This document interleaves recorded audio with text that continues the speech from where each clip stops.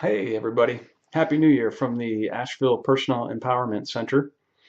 Um, Although I've written a series of blog articles recently about relationships on my website, I wanted to take a few moments to do a video blog as well because relationships are such a sensitive and personal and important topic, and they're so fundamental to our overall well-being. And given that the new year has come, a lot of people are going to rightfully focus on creating healthier and more satisfying relationships as part of their New Year's resolutions. In addition, given the huge controversy that has occurred right here in West Asheville over the two local coffee shop owners who were exposed bragging about their sexual conquests on the internet and who were subsequently ostracized by the community to the point where they were forced to sell their business, it's an opportune moment to talk about relationships and how we can learn to detect and avoid manipulative people who treat others as mere objects to be used, denigrated, and exploited for short-term personal gain. And I don't want to use this video to pile on my criticisms on top of the outrage that has already been justifiably expressed by the community. Suffice it to say that their behavior was absolutely deplorable and inexcusable, and it was rightfully condemned. Rather, I'd like to switch the focus to talking about ways that we can avoid falling victim to these kinds of manipulations. Because when it all boils down to it, we have absolutely no control over other people's behavior. And the reality is that there are manipulative people out there who will attempt to prey on our weaknesses and our vulnerabilities in order to extract what they want from us. Now, this is a sad reality, but it's a reality nonetheless. But we do have the power to learn from ours and others' mistakes in order to immunize ourselves as best as we can from those who have no greater interest than to use us and then discard us.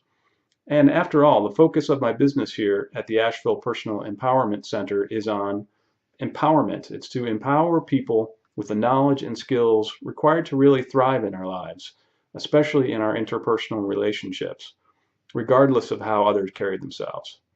So let's talk about something that we actually have control over, raising awareness to our potential blind spots and refusing to be sucked in by those who would try to manipulate us.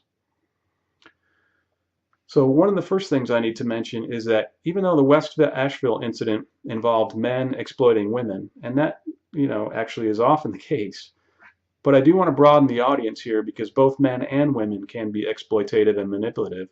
And the principles here, they apply universally regardless of your gender. So one of the first things to look out for is the presence of negative comments, or negs as they are called by the red pill community. And these comments may often go unnoticed at first, but they become more frequent and more brazen as the relationship progresses. For example, a man might give what appears to be a compliment, but it's quickly sabotaged with a subtle and denigrating comment. He might say to you, "Wow, your face would be so much prettier if only you had longer hair." Or, if you started running, you would really have some killer legs." These are really insults masked behind a compliment of sorts. And the intent here is to make you feel inferior, not good enough. But why would a man or woman want to make a romantic partner or a potential romantic partner feel this way at all?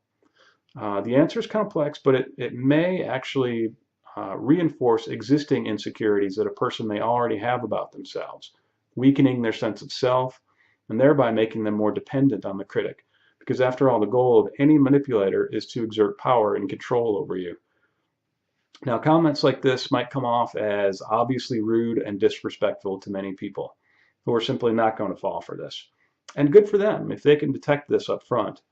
But for others, it might not be so obvious. And because these manipulators are behaving in ways that may be familiar to us, for example, in the form of overly critical or emotionally abusive parents growing up, it can have the effect of reinforcing negative feelings that we've already had about ourselves, leading to a perpetuation of these old unhealthy patterns that we'd really need to change. Another common technique that these folks use to try and manipulate people is called gaslighting. Gaslighting is essentially the act of lying, denying, and manipulating events toward the goal of making you question your own sanity, or even to question your remembrance of events that you seemed absolutely certain of. It's a form of emotional abuse, really, and it's designed to make you lose your identity and think in ways that the manipulator wants you to think. For example, someone might benefit from you wanting to remember an event in a certain way, a way specifically that puts you in the role of the bad guy, filling you with feelings of guilt for something that never really happened, or at the very least, it didn't happen in the way that's being portrayed by the manipulator. Now, these are attempts to make you adopt the distorted version of reality that the manipulator has created, changing the way that you think about yourself in ways that are harmful to you. During times of conflict, you might hear things like, remember the last time you thought you were right and it turned out you were wrong? Well, you're doing it again. Or, you're an incredibly critical person to think that I would actually do something like that. Or, what are you talking about? I never said anything like that. You're making things up. So denial, distortion, and self-victimizing, these are all gaslighting techniques designed to keep you off balance and behave in ways that serve the manipulator at the expense of your own sanity. The last technique I'd like to talk about is called the dread game.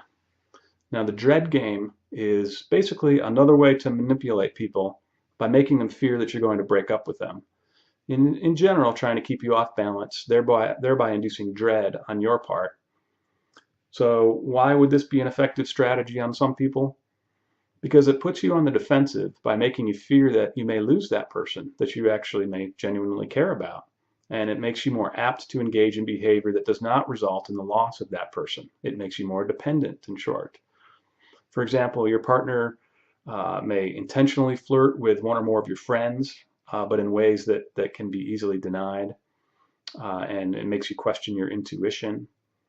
Or he or she may flirt with a total stranger, but in your presence, reinforcing any existing feelings of insecurity you might already have about losing that person.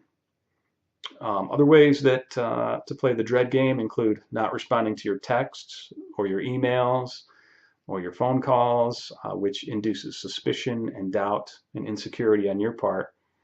Or they might alternate their attitudes towards you from really warm and intimate and caring on the one hand, and then at the other end of the spectrum, extremely distant and cold.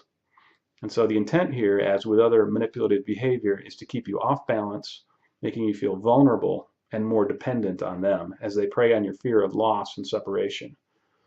Now, again, some of us may be impervious to these kinds of manipulations, and we may see right through it from the beginning. And if that's the case, that's fantastic. But others may have deeper insecurities that may make us more vulnerable to these kinds of manipulations. And in no way should you feel ashamed about this at all. These are intentionally deceitful individuals, and they're preying on your vulnerabilities. And in no way are you to blame for any of this behavior. But as is often the case, becoming aware of manipulative behavior may only be the first step. It's a critical first step, to be sure, but a first step nevertheless.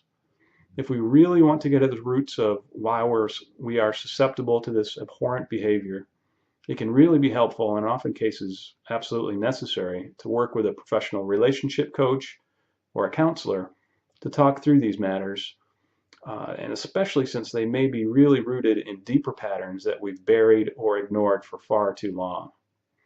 In any case, I hope this information has been helpful to you in learning how to sniff these people out, so that you can focus your time and energy developing healthy and satisfying relationships with men and women who genuinely deserve your time and attention. So thanks for taking the time to check in with me, and I hope you have a happy new year.